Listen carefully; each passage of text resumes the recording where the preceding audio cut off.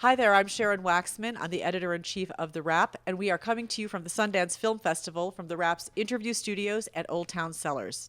I'm really excited to speak to the directors of Whose Streets, which is screening in the documentary competition section, Damon Davis and Sabaah Folayan. Thank you so much for being here.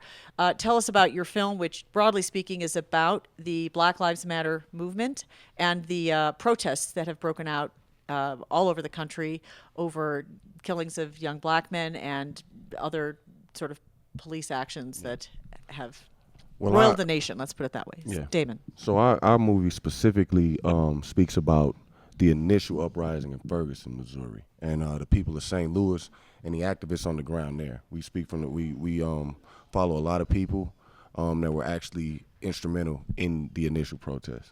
So it's Tell us, how did this documentary come about? How did you come to choose this topic and then to focus it on Ferguson? So I was actually preparing to be a doctor and finding myself frustrated in that path. I started to branch out toward public health. So when I saw the protests that were taking place, I thought that there was going to be a major public health risk having police and citizens face off like that. And I wanted to go and try to prove that. But when I got there, the situation, the setting really didn't allow for that kind of clinical data collection. And so with my friend from college, who was our DP, Lucas Alvarado Ferrar, we started rolling, connected with Damon, and it took off from there. So are you from Ferguson? I mean, is that how you started to focus on Ferguson? No, I'm actually from Los Angeles, and where I live, we had riots in 1992, which were based on the same kind of energy. And so now there's a heavily militarized substation underneath the mall in my neighborhood. So although it wasn't my community, I knew that story. But I wasn't from there, and that's why when I got there, it was really important for me to connect with someone from there. And Damon was the person who everybody was directing me to, and so that's how we came to collaborate. I am. I was born and raised in the St. Louis area, Okay. but Ferguson is a suburb of St. Louis. I don't think a lot of people really fully understand that, but it's a suburb of the greater metropolitan area in St. Louis. And how did the two of you? So did you just start shooting footage yourself, or and then that evolved into a documentary, or sort of how did you? Well, and come from my to this point of view, project? well, Yes. I was actually organizing and a part of the initial uprising in Ferguson, and like Sabaah said, they came down. Her and Lucas came down, and many people were trying to direct us to each other. A lot of people were trying to put us together. They came down and they started shooting immediately, but I was in the protest and organizing things, and but I was doing it from I guess a art social practice side. I was the guy making the flyers and the posters. So yeah. Well, I think it's fair to say that those protests and what happened in Ferguson really riveted the country and mobilized a national movement. How do you guys feel about where Black Lives Matter stands today? That's a really good question, actually. I think that Black Lives Matter is an organization, first off, founded by 3 wonderful black women from California. The movement for the value of black life has been in place since the beginning of this country, and it will continue to be functioning, whether it's making noise in the media or not, until there is actual equality for black and white people. And so now more than ever, with the administration coming into office that is so openly racist and homophobic and anti-women and anti-children and labor and everyone, it's going to be really, really important for people to look to the leadership of folks like the ones in our film who have been experiencing what it's like to resist on the front lines, what it's like to try to take back local power, what it's like to engage with, their physical communities and protect the people around them. I think Black Lives Matter, the movement for Black lives, resistance is more important than ever right now. I totally agree. I think for most people that are really a part of this movement that have to live in these conditions every day, the state of it today is the same state of it that it was yesterday and the day before that. Like in the neighborhood that I grew up in, the movement is the people. It's not the cameras. It's not the people going and doing tours, talking. Even us, it's the people deeply ingrained in those communities that have to deal with those circumstances every day. And I think that is alive and well. And I think it's only going to get stronger. So the question is, I mean, isn't it sort of how we move from protest to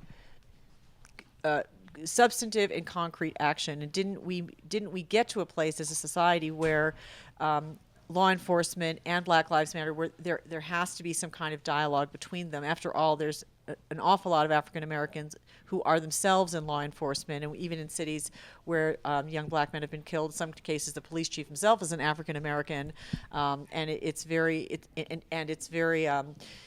moving to watch that kind of internal strife for folks like that. Yeah. How do we move it? How do we get to some better place?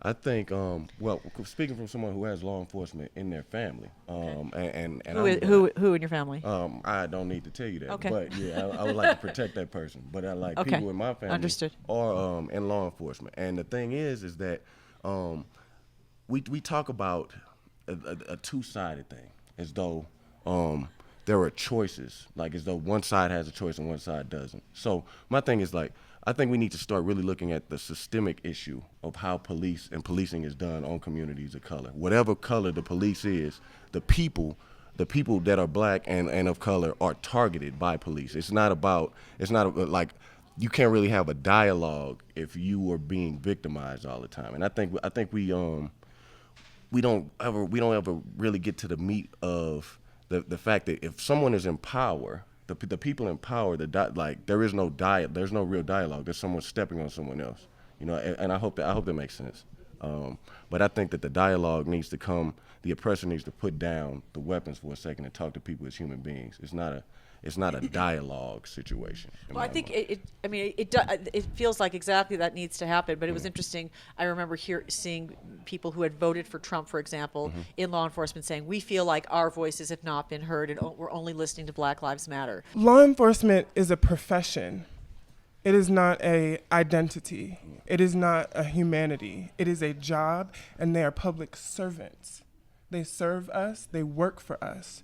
So their voices as law enforcement do not matter. There are laws that they are supposed to abide by. And right now the laws are allowing them to do this, so the laws need to be changed. And that's a conversation between us and our local politicians. Now, people who work in law enforcement, if they want to have conversations, they're more than welcome to do that. But more often than not, they do not step forward as human beings. They step forward as part of a profession and try to propose that profession is on a level of a human identity, and it's absolutely not. They do not have First Amendment rights as law enforcement. They have First Amendment rights as human beings. As law enforcement, they should not be protesting, because if they're protesting in the capacity of police officers, they are actually violating our First Amendment rights, because they are to protect us as citizens. I'm not arguing with that point. I just was observing that this was how they were feeling, that they were feeling under siege by the Black Lives Matter movement, by the fact that many people have embraced it, because clearly, including President Obama, right, our outgoing president, that there is a problem. But it's funny to me that there's even a conversation about their feelings when generation after generation of people have been saying the same thing about how law enforcement comes into certain neighborhoods, and like Sabaah just said, the people, the overarching force, like the shield, is not the people, it's not the everyday people.